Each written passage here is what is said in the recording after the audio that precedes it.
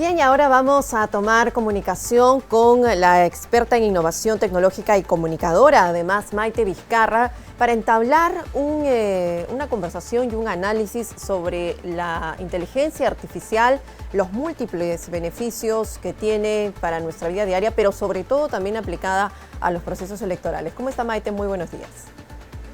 ¿Qué tal? Buenos días, María, un gusto. Muchas gracias por estar con nosotros, sobre todo para entender un poco más de qué hablamos cuando nos referimos a inteligencia artificial y si realmente estamos un poco rodeados de esta inteligencia artificial en nuestra vida diaria. Bueno, mira, en efecto, desde hace un tiempo ya nosotros tenemos interacción con software o con tecnología que hace tres cosas básicamente. Nos ayuda a predecir algo.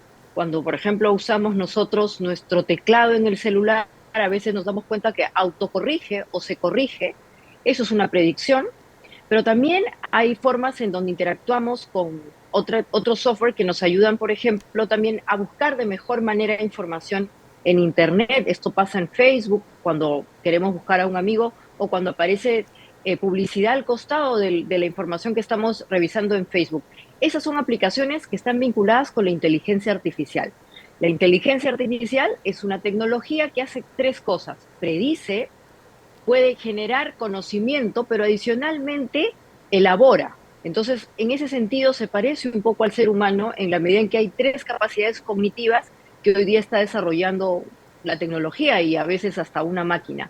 Sin embargo, esa inteligencia artificial ha llegado a un pico importante en los últimos días, semanas o incluso el último mes, cuando han aparecido estos software conversacionales conocidos como los chats, que nos dan la sensación de estar entendiendo lo que le pedimos a través de la escritura, ¿no? Pero la inteligencia artificial, yo diría, ha estado con nosotros de cerca de unos 15 años atrás a través de estos ejemplos que he puesto, pero es hoy donde la vemos en su máximo esplendor, dado que este chat, estos software de conversación, estos chats GPT, que por ejemplo creo que todo el mundo en el globo ha tratado de interactuar con él, ha aprendido mucho justamente a raíz de esas interacciones globales que se están dando en cada minuto.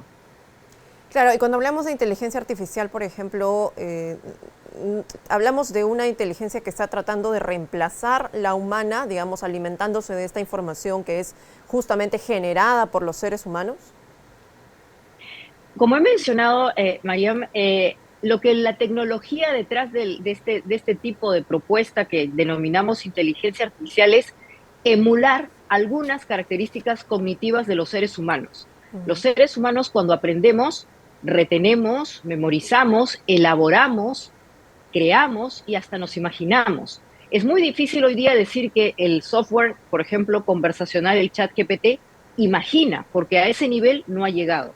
Lo que básicamente hacen hoy día los software de inteligencia artificial es aprender. ¿Y cómo aprenden? Aprenden a través de una elaboración que implica ensayo y error. Si yo le pregunto al chat, por ejemplo, no sé, ¿qué debo hacer el próximo fin de semana para encontrar una ruta interesante en el Callao? Lo que él va a hacer es buscar en sus múltiples opciones que ya están integradas a su banco, él tiene un banco de información, todo lo que hay en el Callao y tratar de buscarlo en función a la información que yo ya escribí. Cuando escribimos, nosotros también damos información adicional a la gramática y trata de que case o encuentre la mejor opción.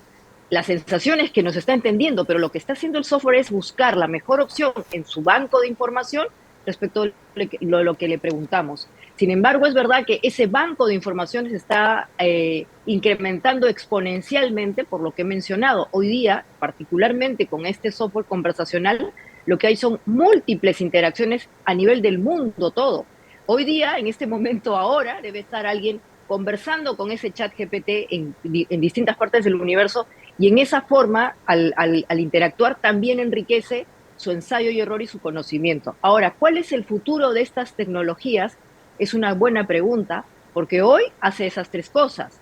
Puede elaborar, mejor dicho, hace un match de información, aprende y eventualmente emula algunas características cognitivas, pero todavía no imagina, todavía no tiene cierta perspicacia que el ser humano, pero es evidente que en algún momento lo va a lograr. Cuando lleguemos a ese punto, seguramente tendremos muchas disquisiciones éticas que hay que empezar a elaborar desde ya. valga decir, el Perú tiene algunos documentos y planteamientos nacionales sobre qué quiere hacer con la inteligencia artificial. Yo creo que es importante también empezar a ver cuál es nuestro futuro como nación al respecto, ¿no?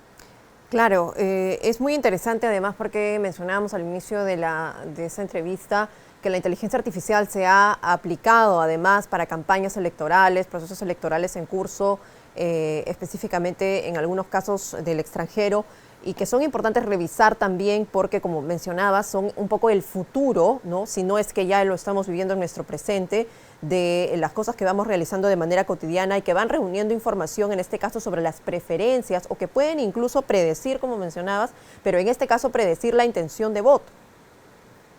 Exactamente. Con este software llamado inteligencia artificial podemos predecir escenarios con muchísima fiabilidad y casi acercándonos a lo que va a pasar. Evidentemente, para que eso se produzca, la inteligencia artificial requiere un presupuesto y es que tengamos un gran volumen de información o de datos.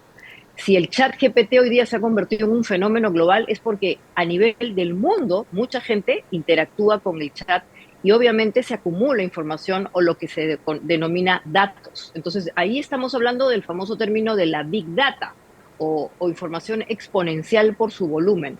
Para hacer predicciones muy certeras requerimos big data, mucha información.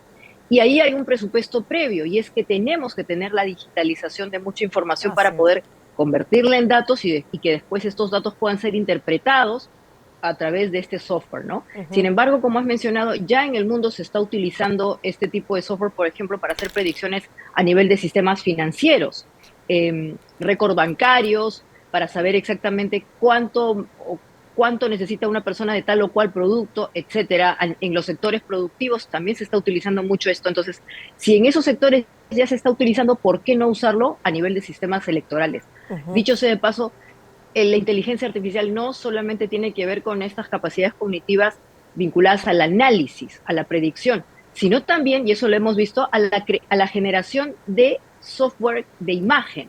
Y ahí han aparecido estos avatars, estas figuras humanas o humanoides que se parecen mucho a nosotros, ¿no? Entonces, de pronto vamos a empezar a ver una imagen o una foto nuestra que habla y no somos nosotros, sino es la emulación de nuestra identidad a través de un software de inteligencia artificial. Y ahí también hay que tener mucho cuidado con los temas electorales o políticos, porque probablemente no muy lejos, en las próximas elecciones, empezaremos a ver ese tipo de avatars, de personajes políticos que están lindando con lo que es obviamente la creación de noticias falsas. Pero en el tema electoral, la predicción de un voto, la posibilidad de saber quién va a ganar o no, seguramente va a ser muy cercana a la realidad gracias a este gran volumen de datos que previamente necesitaremos. Justamente ahí va mi siguiente pregunta, ¿no? Tenemos muchos beneficios que nos has mencionado para nuestra vida diaria, para los procesos electorales también, para tener de repente un acercamiento un poco más preciso de qué está pensando el electorado, hacia dónde se está dirigiendo la intención de voto, pero también trae consigo, como toda la tecnología, una serie de peligros y riesgos, en este caso, por ejemplo, para la desinformación, para las noticias falsas. ¿Cómo, digamos, se puede trabajar no, quizás no en el control, pero tal vez en el monitoreo de que esta inteligencia artificial no sea utilizada de manera equivocada o para hacer daño más bien? Sí, mira, es una estupenda pregunta, Mariam, sobre todo porque esta información se empieza a distribuir a través de las ya popularísimas redes sociales, ¿no? El Twitter, cada vez más el TikTok y obviamente Instagram. Yo diría que Facebook cada vez va perdiendo un poco de presencia y son estas nuevas redes sociales, TikTok creo más y Twitter, en donde se distribuye. Como usuarios, como ciudadanos, ¿qué es lo que tenemos que tener en cuenta? La verificación. Hoy día vamos a empezar a ver imágenes tuyas, de algún, seguramente de algún otro periodista, conductor o incluso políticos hablando, diciendo, y eventualmente el ojo que no está experimentado va a pensar que es la realidad. ¿Qué es lo que tenemos que tener cuidado? La fuente. Esta información, ¿de dónde proviene? Tratar de buscar quién emite esa información. Eventualmente también verificar si esta información está siendo distribuida por alguien que realmente existe o es una cuenta falsa. Yo diría que con esas tres verificaciones mínimas podemos empezar a saber si lo que estamos compartiendo, ya ni siquiera una foto o un video, sino inteligencia artificial, es eso, ¿no? ¿Verdad? O eventualmente estamos ayudando a expandir un bulo o eventualmente las fake news. Maite, muchas gracias por haber estado con nosotros conversando sobre este tema tan importante. Esperamos tenerla en una próxima oportunidad, seguramente para seguir ahondando y analizando este tema de la inteligencia artificial. Muy amable. Gracias. Bien, amigos, vamos nosotros a una breve pausa y regresamos con más en JN Noticias.